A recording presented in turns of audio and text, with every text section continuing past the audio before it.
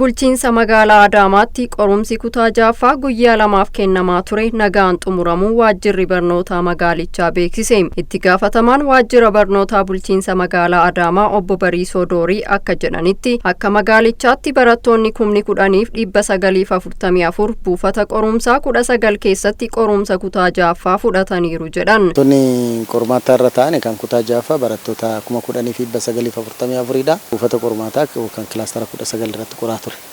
Manneen barnootaa 137dha kan barattoota qormaataaf dhiyeesse.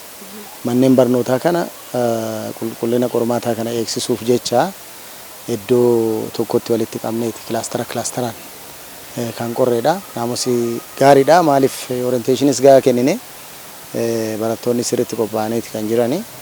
Darbee barsiisota sadarkaa lammaffaati kan qore. Qorumsichi jeequmsaa fi burjaajii tokko malee nagaan xumuramuu ibsuun qaamolee milkaa'ina adeemsa qorumsichaaf qindoominaan tumsa gochaa turan galateeffataniiru. Qormaanni itti kenname baay'ee naamusa gaariidha. Fakkeenya kan ta'udha jechuudha. Naannoonis of ilaalee jira. Naannoon keenya biiroon barnootaa jechuudha. Kanaaf akka gaariitti kan fudhatame. Rakkoon naamusaa tokko illee hin jiru.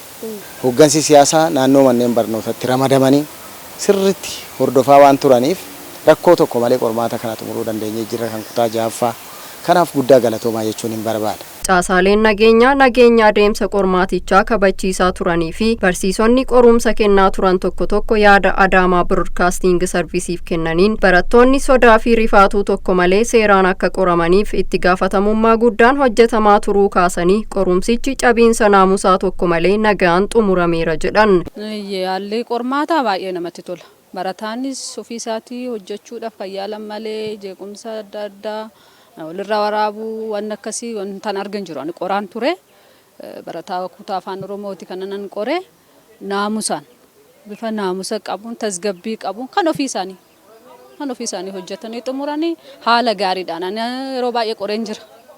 Maybe akka kana itti fufnaan kutaa 8s bareeda ta'ee yaada haala gaariidhaan xumurameera. Adeemsi qormaata jalqabarraa jalqabee hanga ammaa jiru baay'ee kan nama gammachiisuu fi namni hunduu itti gaafatamummaa isaa beekee hunduu wal ilaaluu fi ilaameedhaan haala gaariidhaan qormaata kana ijoollee kana geessuudhaaf bifa gaariidhaan kan xumurreedha jechuudha yeroo ammaa. Qorumsa irratti haalli naamusaa haala gaariidha. Nunis eegumsa kana jalqabne irraan guyyaa lama. Nunis suuraa eegnee waan tokkichi kashlabbeenis maaliinis hin jiranu. Naamusa isaanii sirreeffatanii nagaan baruu qormaa isaanii qormaa jiranii wanni argines hin jiru. Barattoonni gama isaaniitiin qorumsichi waanuma barataa turan irratti hundaa'ee haala barataa gosa hundaa madaaluun kan qopheeffame ta'uu himanii haalli eegumsaa fi seera kabachiisuu tures gaarii ta'uu ibsaniiru. Qormaanni baay'ee gaariidha. Salphaadha. Hin ulfaatu. Saabjatti 5 qoramne garuu 6 jechuudhaaf turre gadaa fi safuun walirratti nu dhufe akka barnoota tokko ta'e. Garuu dareetti gara irratti baranne. Haalli naamusaas eegumsaas gaariidha. Waardiyyoonnis ta'an warri eegumsaaf ramadaman sirriitti nu eeganii jiru. Akka haanni adda addaa akka raawwatamnes nu eegaa turanii baay'ee gaariidha. Maqaan kiyya Naantii Guutaa jedhama. Manni barumsaa kiyya Next Generation jedhama. Kan dandeenye hojjenne isaanillee waan isaanirraa eeggamu nu godhan.